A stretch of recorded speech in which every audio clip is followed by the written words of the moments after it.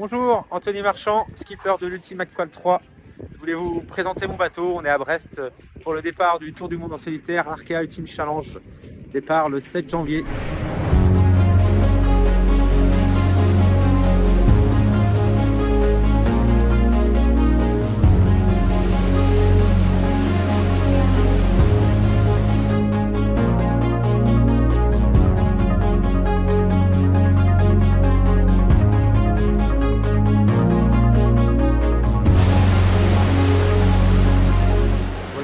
Beau bateau rouge, gris et blanc avec un mât qui culmine à 35 mètres de haut, 32 mètres de long et 23 mètres de large. Je vais essayer de vous raconter l'histoire tout au long de la course. Voilà, voir ce que je vis, voir ce qui se passe.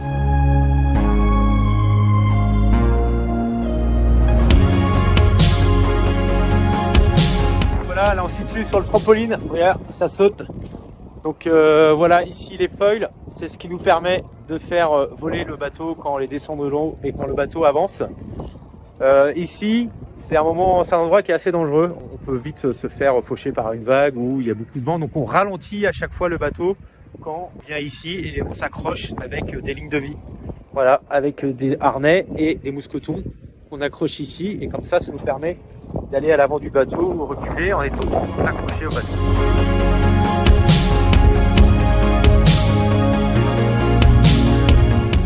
Faire une petite visite du bateau. Donc voici dans la cellule de vie, on va appeler ça comme ça, le centre névralgique un peu du bateau. Donc on voit derrière moi un poste de bar pour diriger le bateau et il y en a un deuxième de l'autre côté, donc en fonction d'où vient le vent, barre d'un côté ou de l'autre. Ici toutes les écoutes, on appelle ça le piano, toutes les écoutes où les drisses des voiles revient jusqu'ici.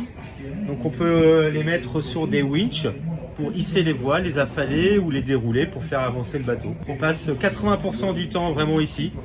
C'est là vraiment où on mène et on dirige le bateau. Avec toujours beaucoup de capteurs, d'écrans, d'informations qui viennent du vent, qui viennent de la gîte du bateau, du pilote automatique. Dans cette même cellule de vie, on peut voir notre cuisine, tout est à portée de main quand on peut voir. Donc on a une petite casserole pour réchauffer des plats déjà hydratés ou une bouilloire pour faire des cafés et faire bouillir de l'eau pour réchauffer et réhydrater des plats lyophilisés. Donc voilà, c'est assez succinct, mais dans certains bateaux c'est encore plus petit comme cuisine, donc on est plutôt bien loti. Terminé par le bureau et le lit, la chambre. Donc voici ma bannette, donc c'est là où je dors, où il y a toujours, juste au-dessus de la bannette, des écrans qui seront allumés forcément et où je vois toutes les informations du vent et du pilote automatique. Voici ma buanderie. Donc là il y a toutes mes affaires qui sont rangées, mes affaires personnelles, donc les vêtements, les sous-couches, les polaires, les shorts en fonction des conditions météo, et je me retrouve en fonction d'où je me trouve sur la planète, en fait, j'ai envie de dire.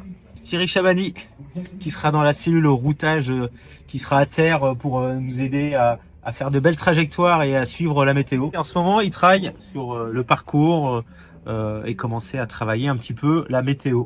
Donc voilà, c'est ici le bureau. Il est assis, où je serai assis pendant un bon bout de temps du Tour du Monde.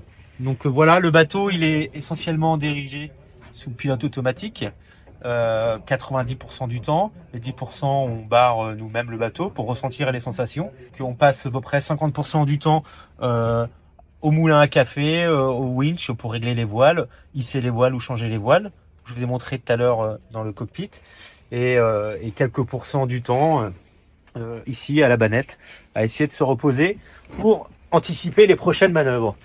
Donc voilà, vous voyez, le bateau est très grand, sauf que notre cellule de vie, au final, c'est quelques mètres carrés.